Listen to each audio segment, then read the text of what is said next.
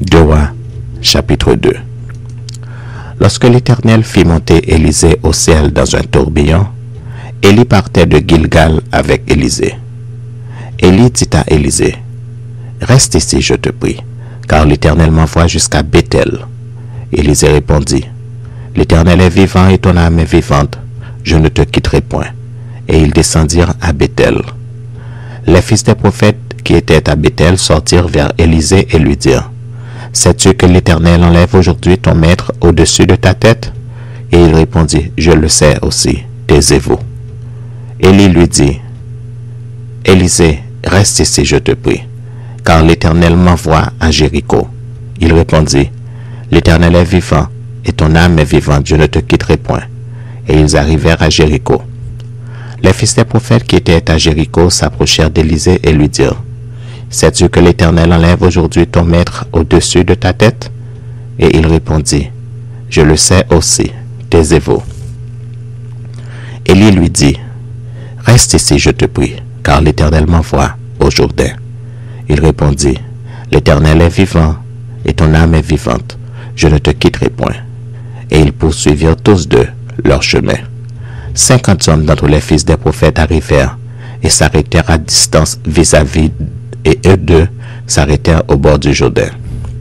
Alors Élie prend son manteau, le roula, et en frappa les eaux qui se partagèrent çà et là, et ils passèrent tous deux à sec.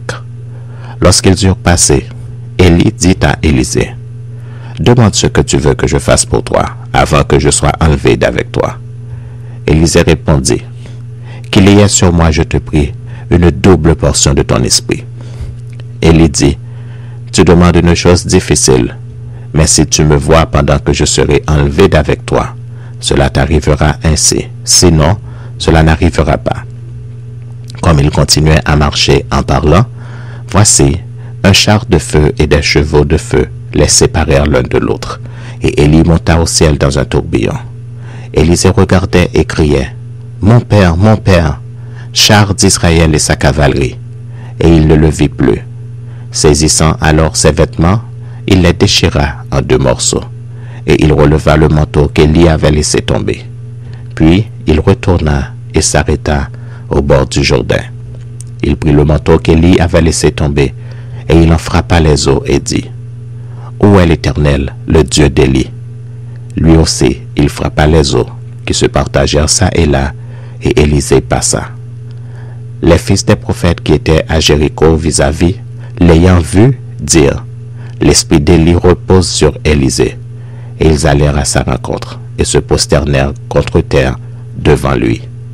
Ils lui dirent, « Voici, il y a parmi tes serviteurs 50 hommes vaillants. Veux-tu qu'ils aillent chercher ton maître? Peut-être que l'Esprit de l'Éternel l'a emporté et l'a jeté sur quelque montagne ou dans quelque vallée. » Il répondit, « Ne les envoyez pas. » Mais ils le pressèrent longtemps, et il dit, « Envoyez-les. » Ils envoyèrent les 50 hommes qui cherchèrent Élie pendant 3 jours, et ne le trouvèrent point. Lorsqu'ils furent de retour auprès d'Élisée, qui était à Jéricho, il leur dit, « Ne vous avais-je pas dit, n'allez pas? » Les gens de la ville dirent à Élisée, « Voici le séjour de la ville est bon, comme le voit mon Seigneur, mais les eaux sont mauvaises, et le pays est stérile. » Il dit, « Apportez-moi un plat neuf, et mettez-y du sel. » Et ils le lui apportèrent. Il alla vers la source des eaux, il y jeta du sel et dit, « Ainsi parle l'Éternel, j'assainis ces eaux. Il n'en proviendra plus ni mort, ni stérilité. » Et les eaux furent assainies jusqu'à ce jour, selon la parole qu'Élisée avait prononcée. Il monta de là à Béthel, et comme il cheminait à la montée, des petits garçons sortirent de la ville et se moquèrent de lui. Ils lui disaient, « Monte, chauve, monte, chauve. » Il se retourna pour les regarder, et il les maudit au nom de l'Éternel. Alors 2 ours sortirent de la forêt et déchirèrent 42 de ses enfants. De là, il alla sur la montagne du Carmel, d'où il retourna à Samarie.